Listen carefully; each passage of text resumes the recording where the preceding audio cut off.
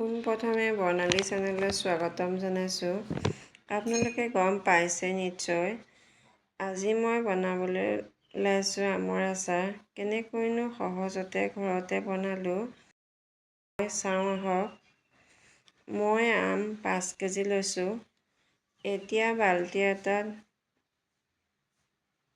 বাকি দিছোঁ। নিমখ 2 চামুচ দি আধা ঘণ্টাৰ কাৰণে তিয়াই থ'ম। তাৰ পাছত চালনী এখনত শুকুৱাই ল'ম, নহবা কাপোৰ এখনে মচি ল'লেও হ'ব। পানীটো থাকিব নালাগে। শুকাই হোৱাৰ পাছত নিজৰ ইচ্ছামতে সৰু সৰুকৈ কাটি ল'ব। মই এনেদৰে ভাল পাওঁ, আপোনালোকে ডাঙৰকৈ কাটি ল'ব পাৰে। মই এইখিনিতে এটা ৰিকুৱেষ্ট কৰিলোঁ, আমাৰ চেনেলটো যদি প্ৰথমবাৰৰ বাবে চাইছে তেন্তে ছাবস্ক্ৰাইব কৰি ল'ব, লগতে থকা বেল বাটনটো অল কৰি দিব। যদি ভিডিঅ'টো ভাল লাগিছে তেন্তে বন্ধু-বান্ধৱৰ লগত শ্বেয়াৰ কৰিব। আমাৰ আম কাটা প্ৰায় শেষ হৈছে, আপোনালোকে নিশ্চয় দেখা পাইছে।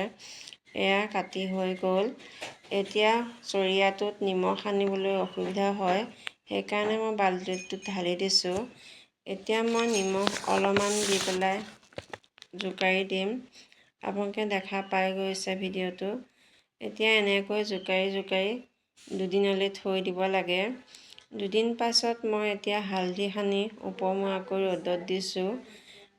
আপোনালোকে দেখা পাইছে। এতিয়া শুকাবলৈ দিয়াৰ পাছত মই পাঁচফোৰণখিনি সকলোখিনিয়ে লৈছোঁ। তাত জলকীয়া 4-5টামান, তেজপাত 2টা আৰু বগা সৰিয়হ আৰু ধনিয়া গুটি 3 চামুচকৈ লোৱা হৈছে সকলোবোৰ। এতিয়া মই সেমেকা ভাপটো যোৱালৈকে অলপ অলপকৈ ভাজি থাকিম হাতাখনৰ সহায়ত।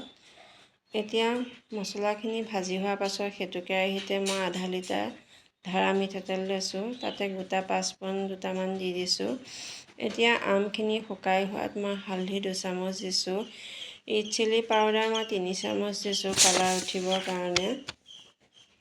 জলকীয়া আচাৰ মই ডাঙৰ চামুচেৰে 2 চামুচ দিছোঁ। মছলা গোটেইখিনি দি দিয়া হৈছে। এতিয়া তল ওপৰ কৰি দিছোঁ মই আমখিনি। ধুনীয়া চেণ্ট এটা ওলাইছে, খোৱাৰ উপযোগী হৈ পৰে। এতিয়া ঠাণ্ডা হোৱাত মই মিঠাতেলখিনি ঢালি দিছোঁ, আপোনালোকে দেখা পাইছে।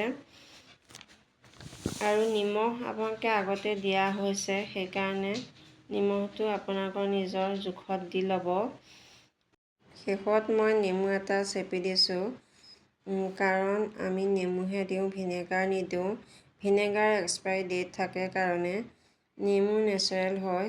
আমাৰ আগৰ ভিডিঅ'বোৰ চাব পাৰে। ভিনেগাৰ নিদিয়াকৈ বছৰ বছৰ ধৰি সাঁচি ৰাখিব পাৰোঁ। মই 2 ঘণ্টা আচাৰখিনি ৰ'দত দিছিলোঁ। ঠাণ্ডা হোৱাত এতিয়া শুকান বটল এটাত মই এতিয়া ভৰাই দিছোঁ, আপোনালোকে নিশ্চয় দেখা পাইছে। এয়া বটলত মই ভৰাই আছোঁ। এয়া শেষ হৈছে সেই বটলত ভৰোৱা। আকৌ মই 3 দিনমানৰ পাছত আকৌ মই এতিয়া চৰিয়াত মেলি দিছোঁ, আপোনালোকে দেখা পাইছে। এনেকৈ মাজে মাজে ৰ'দত দি থাকিব। আজিলৈ আহিছোঁ।